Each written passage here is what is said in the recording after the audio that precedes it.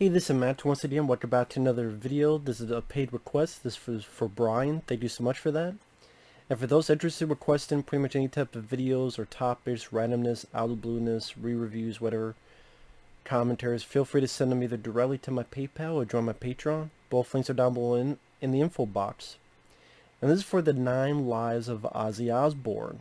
Now, this is a documentary from Biography that's actually on YouTube for free, so you can watch it on YouTube.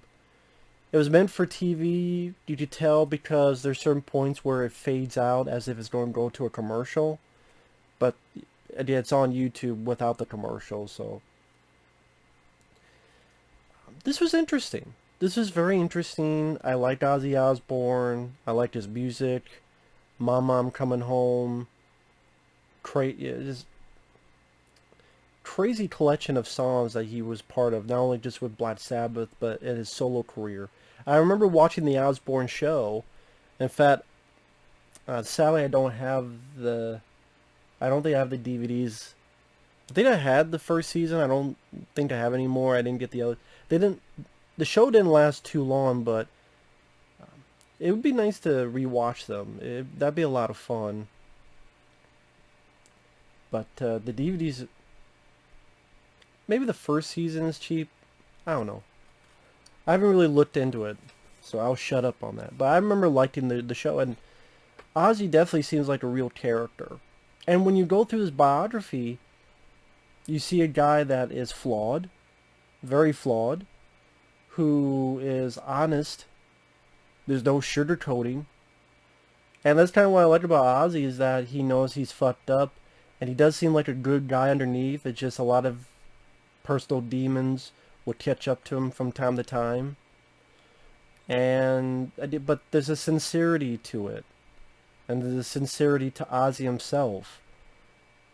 And this documentary, it interviews quite a good amount of people throughout his life. They interview his old bandmates from Black Sabbath. They interview his 2 kids, well, 2 of his kids, because he had more kids, but the 2 that was on the Osbourne show, Jack, Kelly, Sharon, his wife, which is weird. Sharon Osbourne looks younger here than she did on the TV show that was like a decade or 2 ago. I'm like, how does Sharon Osbourne look younger in this fucking... She looks younger in this fucking biography than on the fucking, I don't know how the hell that works. Once in a while they interview someone like Ice-T or Rob Zombie, which kind of took me off kilter, because I thought they were going to do a lot more of that, where, oh wow, we're going to get a lot of like people from the industry talking about Ozzy. No, I mean, they pop up once or twice, and then not a whole lot of others. Which again took me aback, because okay, if they're going to start doing that, I thought it was going to be a lot more of that. But it wasn't. And I guess if you don't have that, I would like to have seen a bit more of that. I mean, this could have been a little bit longer. I would not have minded. And it goes through his life pretty succinctly. It's well edited. There's footage of his old concerts intermixed in there. There was footage of the TV show, The Osbournes. There's footage of him and the band, playing in like the California Jam Festival in the 1970s. And I would have been fine if it was a longer documentary. That's really one of my only issues. I wish it was longer, like an hour and a half. You did a good chunk. If this was 2 hours, I would not have minded. I would not have complained, because it was interesting. Some stuff I knew, some stuff I didn't know. And like I said, I like the editing. There are times where they'll have Ozzy in a projector room, and he's looking at footage, whether it be footage of the show or the TV show, or footage of an old festival or concert. Like the way it's edited in, I thought worked well. It was interesting. Like he's watching the documentary with us in a projector. Once in a while they do that. And they go through him growing up in poverty, where you did not even have money for soap, and there were 6 kids, to growing up and finding music, the love of music by listening to the Beatles, to how Black Sabbath came together, why it was called Black Sabbath. Like, people watch scary films, so why don't we make scary music? And how that went well, and the old concerts, and the popularity. His first wife, and he's honest. He's honest about his faults, various faults, like fooling around the back of his first wife. Now, they never talked with his first wife. They never talked with his kids that were with that marriage.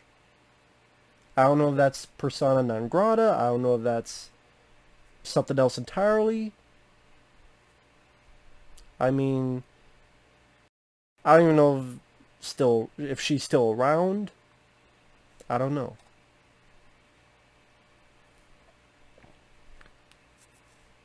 I mean, it would have been interesting to get her point of view, but I don't even know if she's still around.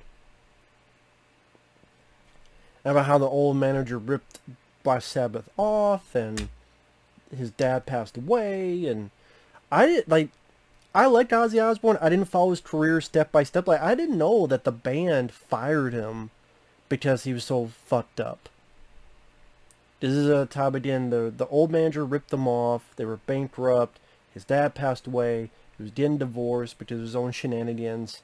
And now his band pretty much kicked him out and fired him. So, like, it was interesting to hear some of this stuff. How he met Sharon. They go into the story of the dove, the bat. He thought it was a rubber bat. The Alamo, pissing at the Alamo. The guitarist Randy died in a plane crash. They go into all that stuff. Yeah. They also go into the darkest part of his life. I'm kind of surprised that they didn't sugarcoat it. There was a point where the addiction was so bad, he was so out of it, he tried to choke Sharon Osbourne. And after, he was arrested, and he didn't remember a damn thing about it. In fact, he thought it was, you guys are joking, right? Like, that's how far gone. When you do that stuff, your mind can literally be fried, short-circuited. That you don't know what reality is. That's what people don't understand when it comes to that kind of shit. That your brain could literally be over here and you're over here, and there's no connection. There's nothing there but just the air. And you just... I mean, how do you think there are people that, whatever the drug or thing is, or even alcohol, whatever, why, they'll think that there's a fucking demon in a wall socket, or a gremlin in the ceiling. That didn't happen with Ozzy, but I mean, just how it goes, and it was tough. And it's like, man, don't condone, obviously. But I like that they didn't sugarcoat it. I like that they went into it as serious as it should. And it was brutally honest about it. They didn't hide it. They didn't... Because there are times where, there's other people that you like or you enjoy, and they had dark times in their life, and they're like, oh, that didn't happen. They sweep it under the rug. I like that this didn't do that. And shows this happened, and this... It just gives me more respect, not for the action, obviously, but for the honesty of putting yourself out there. This was the worst person I was. I want to get better. That type of mentality, which you have to do. Well, you don't have to do, but you should do. And then, after that, things change, and they change for the better. They go into, how he came up with the song Mama, I'm Coming Home, why he moves that way. He thought it was multiple sclerosis, but it was not. It was excessive drug usage, and his body was just shot. They go into Sharon's cancer, which actually was part of the TV show, The Osbournes. Like, because she was going through that, I think, the second season. So they do go into that. They go into how Ozfest was created, because Lollapalooza said Ozzy wasn't cool enough. Okay, fuck it, I'll have Ozfest. And that was a success. I did, like, later, after the TV show, I really didn't know what happened to Ozzy Osbourne, because I didn't follow it. Well, I didn't know he had some big accident. Like, he was on, like, a bike, like a three-wheeler or something, and he had some accident. He was in, like, surgery and a coma. Broken neck, I never knew that. And so I was like, what? And then also, I guess now he has a form of Parkinson's. Which, never knew that either. But then he says, I'm not going to retire. You know what? He did have a fun last line. You know when I'll retire? When they're bearing me down and I hear a knock, and then it's time for the encore. Like, it's a very interesting, fun, crazy, dark, funny. It's all the emotions. It's a good document. It's a good biography. Like I said, if you're all interested in Ozzy Osbourne, I think it's well worth a look. It's for free on YouTube. Just type in the 9 Lives of Ozzy Osbourne. It's biography. It's about 90-some minutes long. It's worth a look.